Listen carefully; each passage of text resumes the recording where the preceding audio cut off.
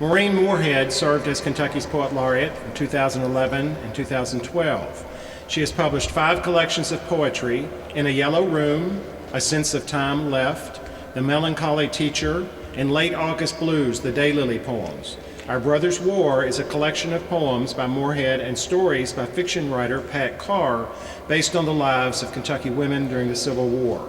In addition to these collections, individual poems have appeared in magazines including America, the American Poetry Review, The Black Warrior, Poet and Critic, Poetry Magazine, and several others.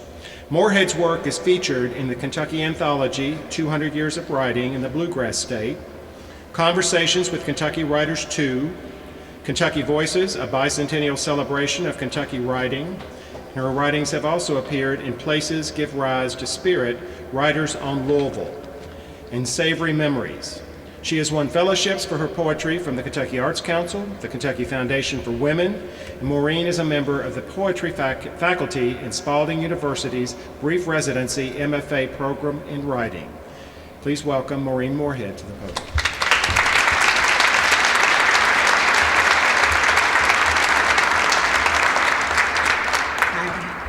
So glad you all came back. I taught high school many years, and I'm used to fire drills. I was fortunate several years ago to discover Martha Buford Jones and her husband Willis in the papers that are gathered at the Filson Club in Louisville. They had just received the papers of that family who lived during the Civil War on a farm near Versailles. Martha kept a diary, 4 small diaries throughout the Civil War. And I walked into the Filson Club and I said, I know I want to do a project. I know I want it to have to do with history, the history of Kentucky, and I know I want it to have a woman character, or a woman featured. And they said, oh, we have the perfect acquisition for you. They had just received all the papers from that family. And I was stunned when I started reading those diaries. And I knew that it was important for me to somehow distill those stories and get them out, those words from her diaries.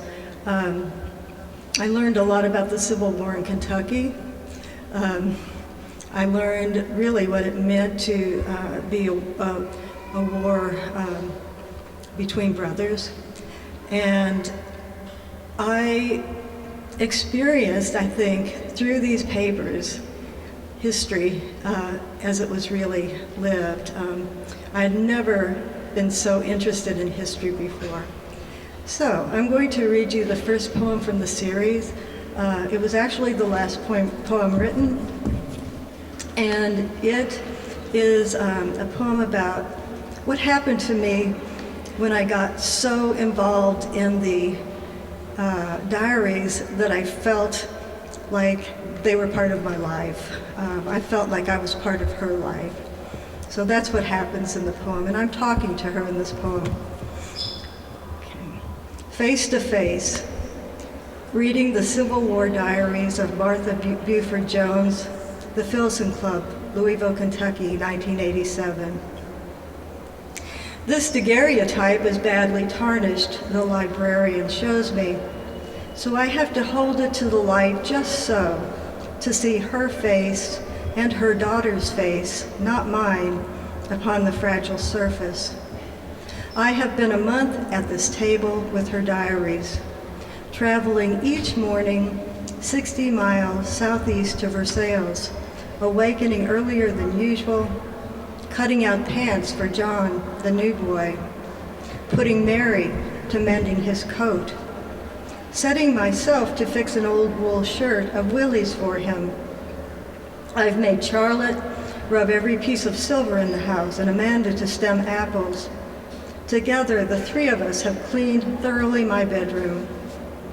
I have called for the doctor at midnight and at 1:30 given birth to a girl. Flory, I named her. And I have brought Lizzie quickly out of Lexington on account of diphtheria there, and have held cool rags to the throats of my children, and have waited for Father to call, and have called on my neighbors with strawberries and raspberries, and fixed ginger cakes, and had chickens killed, and soap made and candles molded, and I have worked myself over 1,000 pounds of butter. I have altered my striped silk dress, changing the sleeves and skirt and bodice, combed my hair nicely to walk out to the pasture with Willis, who asked me to come with him to admire his mares.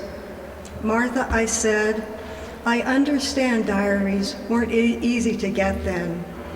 Yours are no bigger than minutes, what the soldiers carried in their coat pockets to record their days, to keep hold of them.